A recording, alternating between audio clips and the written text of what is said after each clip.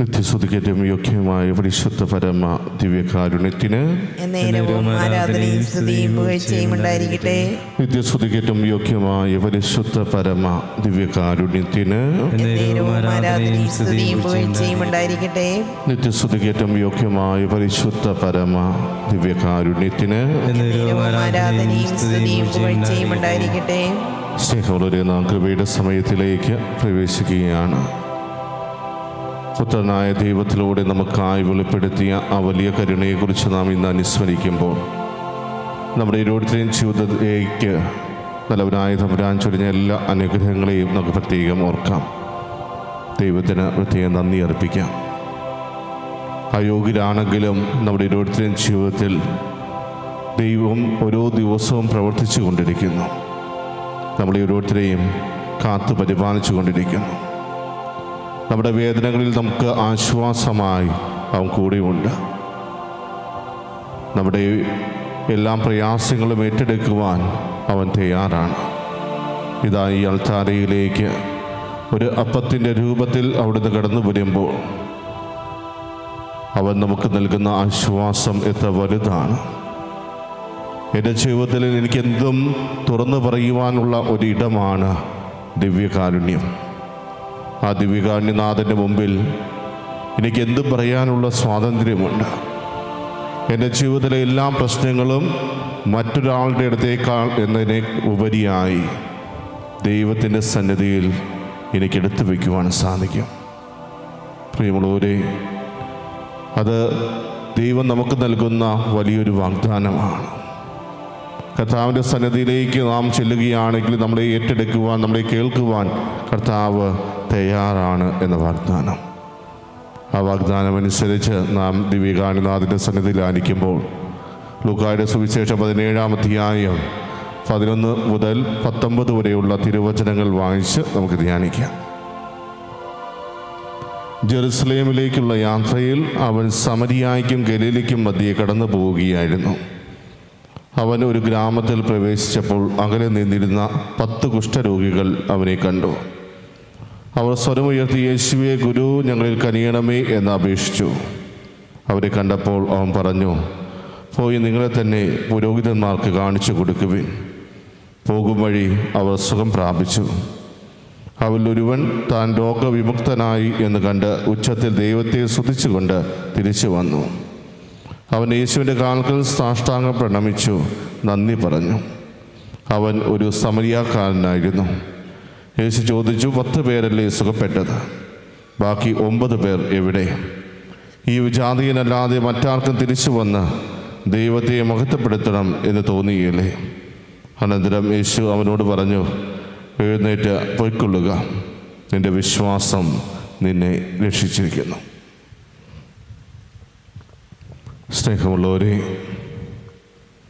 ഈ 10 കുഷ്ഠരോഗികളുടെ കഥ പലപ്പോഴും നമ്മൾ കേട്ടിട്ടുള്ള ഒന്നാണ്. ഈ 10 കുഷ്ഠരോഗികൾ തീർച്ചയായും നമ്മുടെ മുമ്പിൽ പറഞ്ഞു തരുന്ന ഒരു പാഠം ദൈവത്തിൻ്റെ സന്നിധിയിൽ എപ്പോഴും നന്ദിയുള്ളവരായിരിക്കുക എന്നുള്ളതാണ്.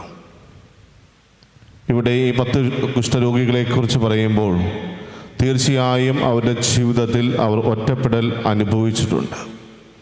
സമൂഹത്തിൽ നിന്ന് പൂർണ്ണമായി മാറ്റി നിർത്തപ്പെട്ടിട്ടുണ്ട്. ആരോടും ഒന്നും പറയാതെ വേദനിച്ചു കഴിഞ്ഞ നിമിഷങ്ങൾ അവരുടെ എല്ലാവരുടെയും ജീവിതത്തിലുണ്ട്. കാരണം അന്നത്തെ കാലത്തെ അവസ്ഥ അതായിരുന്നു. കുഷ്ഠരോഗം എന്ന് പറയുന്നത് ദൈവത്തിൻ്റെ ശാപമാണെന്ന ഒരു തോന്നൽ എപ്പോഴും അവരുടെ ചുറ്റുപാടുമുള്ള വ്യക്തികളിലുണ്ടായിരുന്നു. അതുകൊണ്ട് തന്നെ ആ ഒരു അവസ്ഥയിലൂടെ കടന്നു പോകുന്ന വ്യക്തികൾ തീർച്ചയായും സമൂഹത്തിൽ നിന്നും ഒറ്റപ്പെടുന്ന ഒരു സാഹചര്യം നിലനിൽക്കെ ഇന്ന് ഈ വായിച്ചു കേട്ട സുവിശേഷത്തിൽ നമ്മൾ കാണുകയാണ്.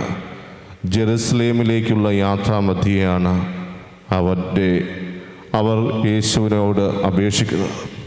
ലൂക്കായുടെ സുവിശേഷം അനുസരിച്ച് ജെറുസലേമിലേക്കുള്ള യാത്ര വളരെ പ്രധാനപ്പെട്ട ഒന്നാണ്.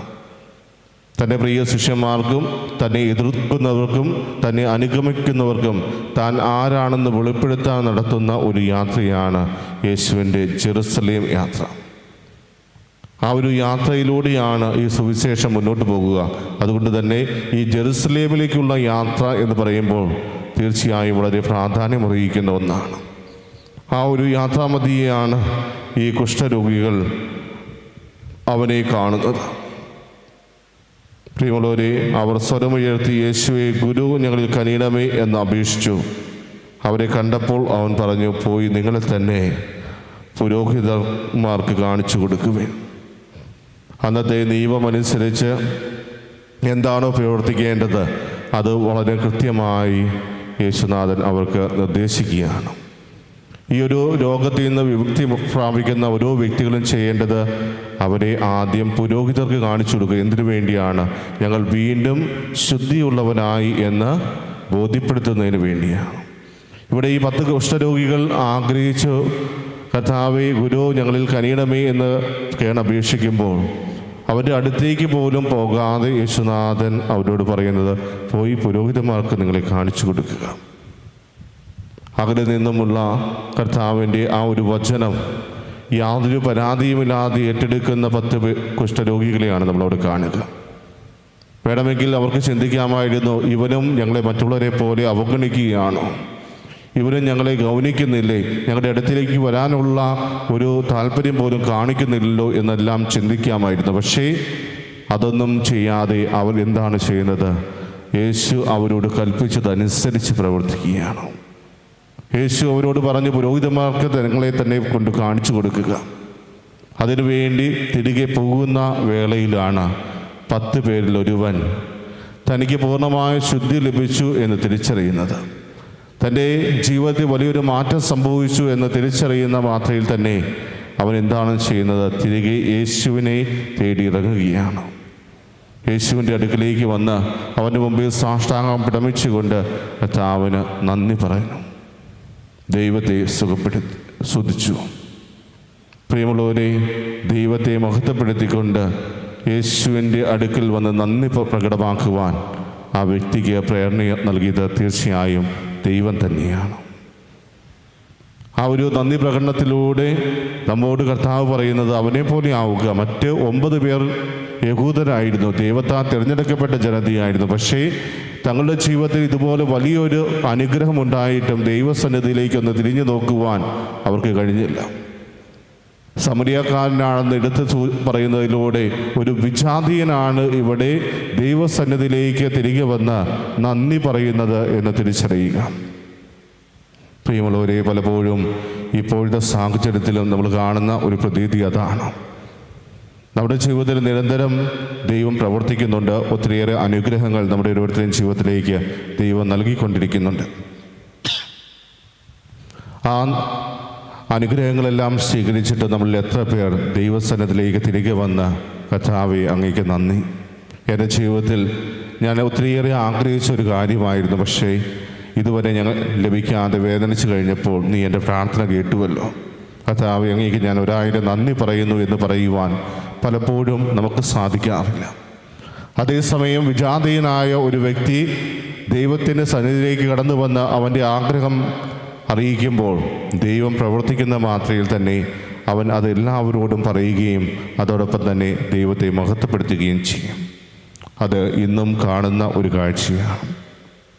പ്രിയമുള്ളവരെ, ഈ ഒരു നോമ്പുകാലം നമ്മുടെ ജീവിതത്തിൽ ദൈവം നൽകിയ അനുഗ്രഹങ്ങളെക്കുറിച്ചൊന്ന് ചിന്തിക്കുവാനുള്ള ഒരവസരം കൂടി ഒരുക്കുന്ന ഒന്നാണ്. നമ്മുടെ ഓരോരുത്തരുടെയും ജീവിതത്തിൽ ദൈവം എപ്രകാരമാണ് പ്രവർത്തിച്ചു കൊണ്ടിരിക്കുന്നത്, ഏതെല്ലാം രീതിയിലാണ് ദൈവം നമ്മളെ ഓരോരുത്തരെയും അനുഗ്രഹിക്കുന്നത്. നമ്മുടെ ജീവിതത്തിൽ കർത്താവിൻ്റെ അനുഗ്രഹങ്ങൾ തിരിച്ചറിയാതെ പോയ നിമിഷങ്ങളുണ്ടോ? തിരിച്ചറിഞ്ഞിട്ടും ദൈവസന്നിധിയിലേക്ക് ഒന്ന് കടന്നു വന്ന് കർത്താവേ, അങ്ങേക്ക് നന്ദി എന്ന് പറയുവാൻ സാധിക്കാതെ പോയ നിമിഷങ്ങളുണ്ടോ? അതോ ഇതെല്ലാം തിരിച്ചറിഞ്ഞിട്ടും ദൈവത്തോട് എന്ത് നന്ദി പറയാനാണ് എന്ന് ചിന്തിച്ചുകൊണ്ട് കടന്നുപോയ നിമിഷങ്ങൾ നമ്മുടെ ജീവിതത്തിലുണ്ടോ? എങ്കിൽ പ്രിയമുള്ളവരെ, ഈ ഒരു നോമ്പുകാലം നമ്മുടെ തെറ്റുകളെല്ലാം തിരുത്താനുള്ള ഒരു അവസരമാണ്. നമ്മുടെ തെറ്റുകളെല്ലാം തിരുത്തി ദൈവത്തെ മഹത്വപ്പെടുത്താനുള്ള ഒരു അവസരമാണ് ഈ നോമ്പുകാലം നമുക്കായിട്ട് ഒരുക്കി നൽകുക. ദൈവസന്നിധിയിൽ അല്പസമയം കണ്ണുകളടച്ചുകൊണ്ട് ഈ നിമിഷം വരെ എൻ്റെ ജീവിതത്തിൽ ദൈവം എപ്രകാരമാണ് പ്രവർത്തിച്ചത്, ദൈവം എപ്രകാരമാണ് നമ്മളെ ഓരോരുത്തരും വഴി നടത്തിയത്, അവിടുത്തെ കൃപ ഏതെല്ലാം രീതിയിലാണ് നമ്മുടെ ഓരോരുത്തരും ജീവിതത്തിലേക്ക് കടന്നു വന്നത്, ഏതെല്ലാം വ്യക്തികളിലൂടെയാണ് ദൈവം അവിടുത്തെ സ്നേഹം നമുക്ക് പ്രകടമാക്കിയത്. തളർന്നു പോയ നിമിഷങ്ങളിൽ ഏതെല്ലാം വ്യക്തികളിലൂടെയാണ് കർത്താവ് നമ്മളെ താങ്ങി നിർത്തിയത്. നമ്മുടെ വേദനകൾ ഏറ്റെടുത്തുകൊണ്ട് നമുക്ക് സന്തോഷം പകർന്നത് എപ്രകാരമാണ്. ഇതെല്ലാം ദൈവമാണ് നമ്മുടെ ജീവിതത്തിൽ പ്രവർത്തിച്ചത് എന്ന് തിരിച്ചറിയുവാൻ കർത്താവേ, ഞങ്ങളെ ഓരോരുത്തരെയും പ്രാപ്തരാക്കണമേ എന്ന് നമുക്ക് ആത്മാർത്ഥമായിട്ട് പ്രാർത്ഥിക്കാം. ദൈവസന്നിധിയിൽ ഈ സമരിയാക്കാരനെ പോലെ നന്ദിയുള്ള ഒരു ഹൃദയത്തോടെ കടന്നു വരുവാനും കർത്താവിന് നന്ദി പറയുന്ന ഒരു തലത്തിലേക്ക് വളരുവാനും ഞങ്ങൾ ഓരോരുത്തരെ അനുഗ്രഹിക്കണമേ എന്ന് നമുക്ക് പ്രാർത്ഥിക്കാം. പ്രിയമുള്ളവരെ, ദൈവസന്നിധി നന്ദി പ്രകടമാക്കുമ്പോൾ നാം ഒരിക്കലും കുറയുകയല്ല, മറിച്ച് ദൈവത്തിലേക്ക് കൂടുതലായി അടുക്കുകയാണ്, ദൈവസ്നേഹത്തിൽ കൂടുതലായി വളരുകയാണ്. ആ ദൈവസ്നേഹം മറ്റുള്ളവർക്ക് വേണ്ടി പകർന്നു നൽകുവാൻ അതൊരു കാരണമായിട്ട് മാറുകയാണ്. കരുണാമയനായ ദൈവം നമ്മുടെ ഓരോരുത്തരെയും പ്രാർത്ഥന കേൾക്കുകയും നമ്മളെ ഓരോരുത്തരെയും അനുഗ്രഹിക്കുകയും ചെയ്തിട്ടുണ്ട്. വിശ്വസിച്ച കർത്താവിൻ്റെ വാഗ്ദാനങ്ങൾ ഏറ്റെടുക്കുന്നവരിൽ തീർച്ചയായും ദൈവം അത്ഭുതം പ്രവർത്തിക്കും. ജെറുസലേമിലേക്കുള്ള ആ യാത്രയിൽ കർത്താവിനെ കണ്ട മാത്രയിൽ ഗുരു കർത്താവെ ഞങ്ങളിൽ കനിയണമേ എന്ന 10 കുഷ്ഠരോഗികൾ വിളിച്ചു പറഞ്ഞപ്പോൾ അവരുടെ വേദന എന്താണെന്ന് മനസ്സിലാക്കുകയും അവരുടെ ആവശ്യങ്ങളിലേക്ക് കർത്താവ് ഇറങ്ങിച്ചെല്ലുകയും ചെയ്തു. എങ്കിലും അന്ന് ആ കാലത്തിനനുസൃതമായ നിയമങ്ങൾ പാലിക്കുവാൻ അവരെ നിർബന്ധിക്കുന്ന കർത്താവിനെ നമുക്കവിടെ കാണുവാൻ സാധിക്കും. ആ ഒരു നിയമപാലനത്തിലൂടെ നിങ്ങൾ ദൈവത്തെ മഹത്വപ്പെടുത്തണം എന്ന ഒരു ആഗ്രഹമായിരുന്നു യേശുവിനുണ്ടായിരുന്നത്. അതുകൊണ്ട് തന്നെയാണ് നിങ്ങളെ തന്നെ പുരോഹിതന്മാർക്ക് കാണിച്ചു കൊടുക്കുക എന്ന് ആ 10 കുഷ്ഠരോഗികളോട് യേശു അരുളി ചെയ്തത്. അവർ കർത്താവിൻ്റെ ആ ഒരു കൽപ്പന ഏറ്റെടുത്തു എന്നുള്ളതാണ് ശരി. കർത്താവ് അവരോട് എന്താണോ കൽപ്പിച്ചത് അതനുസരിച്ച് അവർ പ്രവർത്തിച്ചപ്പോഴാണ് അവരുടെ ജീവിതത്തിൽ അത് വലിയ അത്ഭുതമായിട്ട് മാറിയത്. അവർ തങ്ങളെ തന്നെ പുരോഹിതന്മാർക്ക് കാണിച്ചു കൊടുക്കുവാൻ പോകുന്ന ആ യാത്രയിലാണ് അവർ സുഖം പ്രാപിക്കുക. യേശുനാഥൻ അവരോട് പറഞ്ഞ ആ നിമിഷമല്ല, മറിച്ച് അവർ വിശ്വാസത്തോടെ അത് ഏറ്റെടുത്ത് തിരികെ പോകുന്ന ആ യാത്രയിൽ. പ്രിയമുള്ളവരെ, നമ്മുടെ ജീവിതത്തിലും ദൈവം പ്രവർത്തിക്കുന്നത് ആ ഒരു വിശ്വാസം നമ്മൾ ഏറ്റെടുക്കുമ്പോഴാണ്. അവൻ നമ്മളോട് പറയുന്ന ഓരോ കാര്യങ്ങളും വിശ്വാസപൂർവ്വം ഏറ്റെടുത്ത് അത് എൻ്റെ ജീവിതത്തിൽ നിറവേറും എന്ന വിശ്വാസത്തോടെ നമ്മൾ യാത്ര ചെയ്യുമ്പോൾ ആ യാത്രാമധ്യയെ നമ്മൾ സുഖം പ്രാപിക്കും. ആ ഒരു വിശ്വാസത്തോടെ നമുക്ക് കർത്താവിൻ്റെ ആശീർവാദം ഏറ്റുവാങ്ങാം.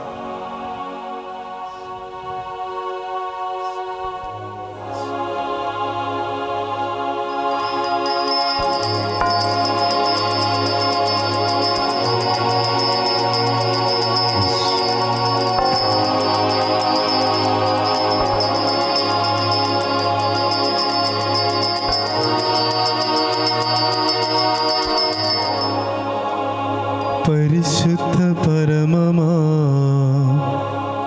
ദിവ്യകാരുണ്യമേ, എന്നുമെന്നും അങ്ങേക്കാരാധന. പരിശുദ്ധ പരമമാ ദിവ്യകാരുണ്യമേ, എന്നുമെന്നും അങ്ങേക്കാരാധന. പരിശുദ്ധ പരമ